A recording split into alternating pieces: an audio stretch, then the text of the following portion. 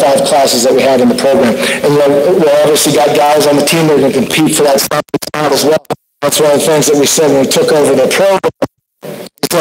We'll start one of our, this is all about the future of UTEP, all about the future of UTEP, and everybody in the program will have to compete, right? Everyone in the program has to compete. So I am here, but the other guys are going to compete very well. There's some good talent to work with at the quarterback position that just needs to come along, gain some confidence, and do some good things there. So really pleased about that. Talk about 8 offensive linemen. You know, big dudes coming on campus, right? Got one of them that's here already, and the other son is going to come in the program. And then we got Jeff Garrett, who's here about now, and doing some really good things. Justin's a great player. Comes out of Compton, comes out of Los Angeles. Compton. His mom's done a great job. Right? Got a great job of, raising him in the champion college education as a single mom, and that's a great story in itself. But he's really going to help us provide a lot of leadership to our football team. We got Andrew from Wiley. I'm not going to get out of the names right now because that's a whole new names, but good lane, good speed, catch the ball extremely well. When we recruit receivers, we recruit a whole load of receivers. We recruit them from all different levels. We want a tall guy who can run, we want a short guy who can we want a big guy who can catch the ball. It's those guys beside Jensen Hill, the guy that came from Carson. That's powerful, that you on the tape. Another inside guy that's a tremendous that talks a lot of details including some of the skills that involved with our recruiting, but the most important thing is where the program is going, and excited to have about the program, and looking forward to doing some special things. Thank you for the question.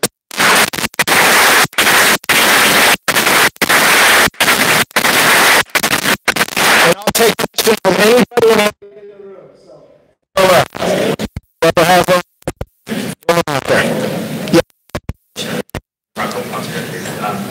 Would you say this has been the toughest task of your career thus far, jumping into a situation like this and having to give guys sell into the point of what you're trying to do here?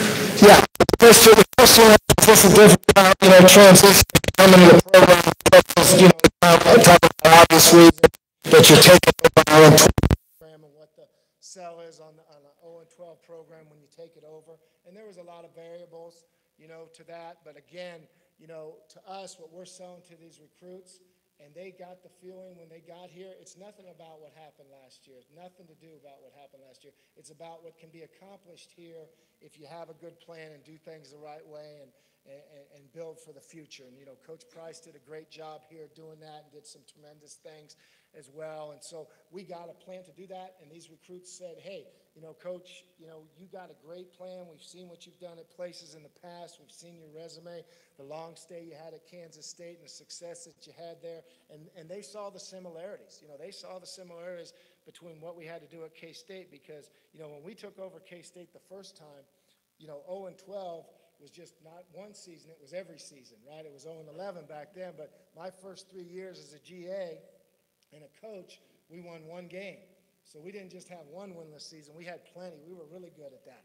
And so, obviously these kids don't know anything about K-State except for what it is today, a perennial, top 25 bowl team that has a lot of brand recognition. And so they realize the brand recognition that we brought with us and the staff. They look at the staff that's here and the places that this staff has been, and they said, hey, this thing's going in the right direction.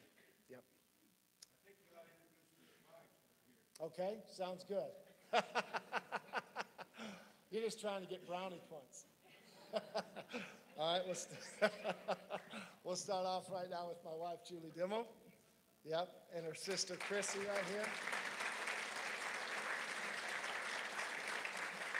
Abby Robinson, Joe Rob's wife, right here, Abby.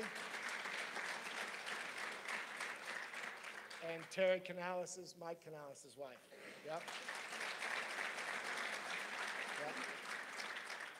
And obviously, they're the most important part of what we're doing, right? They support us all the time, for sure. So, thank you. Yeah. They all got to sell houses and buy places too, so they've been busy.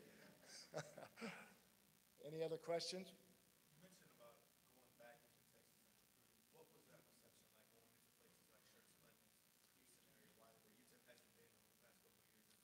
What was that reception like for the staff? Yeah. Not only this class, but going forward. Really good point. You know, obviously, just going in and selling to San Antonio, you know, because we got 4 players out of San Antonio to come into the program. We got 4 players out of the Metroplex to come into the program, 3 players out of Houston to come into the program. And so there's a lot of name recognition for us, you know, and so much of what we're doing is asking the high school coaches to stand on the table for the players, and the relationships that we have with the high school coaches, you know, really showed itself already in our recruiting. Because everywhere, if you ask our coaches on our coaching staff, if you ask the guys on the staff, when they went into the high schools, they saw a lot of excitement from the head coaches and the assistant coaches that were there. They all were talking about, hey, we can't wait for you guys to get in here and recruit us, and your reputation is this, that you're going to take care of our players and you're going to do a great job recruiting the state. So that was really a strong selling point for us, but so important because I think San Antonio can be a great, great fit for us. I really do. I think there are so many similarities and so much we can sell to people in San Antonio.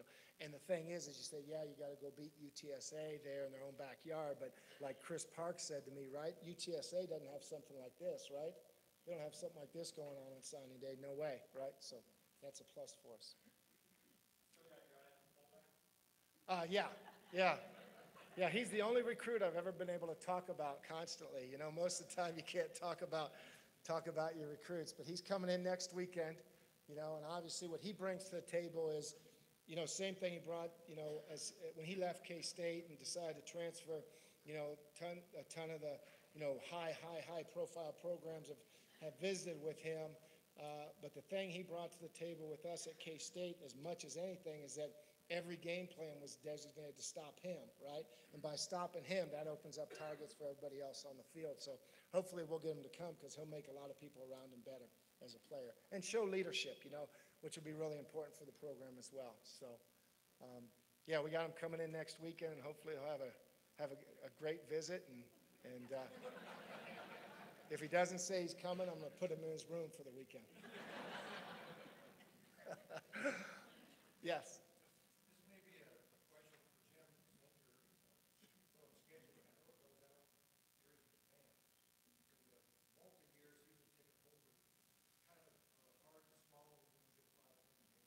Yes, I agree.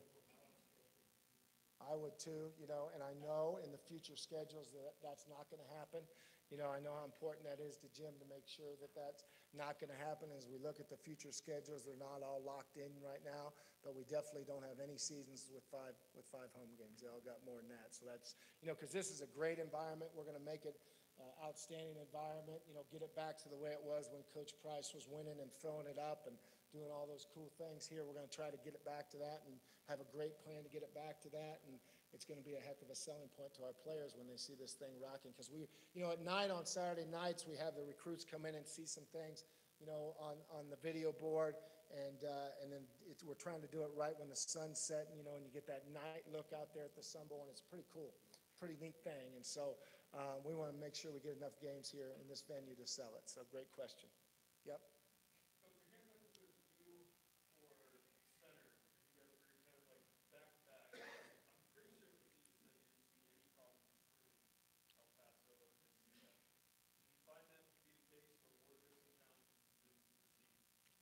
You know, Eric, I thought it was more positive than you know, even anticipated. And again, it was just because of the brand recognition, you know, the coaching staff we put together, and just being able to show them some things in El Paso that maybe when I addressed that, I hadn't even seen them all. And now that I've seen them, I'm like, there's some cool things you can sell here. And I guess one of the things I did